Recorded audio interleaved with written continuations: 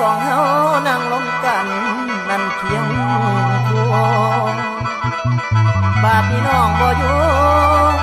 ลงไปไทยแล้วมิดจอย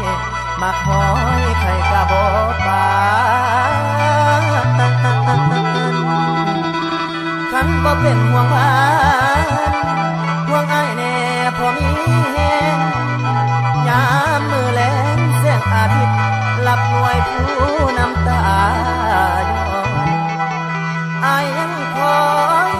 อ้ายยังท่าให้น้องโทรมาหรือเบอร์อ้ายน้องบ่เจอรู้ต้นแน่รู้ต้นคนคิดทอดน้องเสมอมันตั้งเตอมากหัวใจ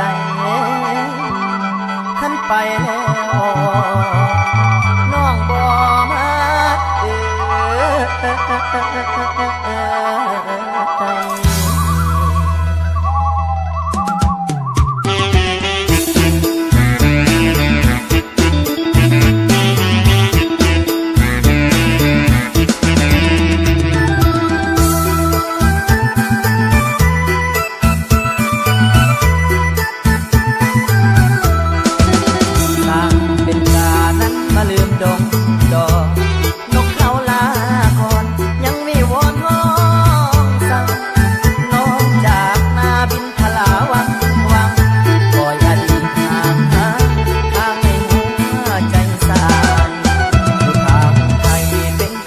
น้องลา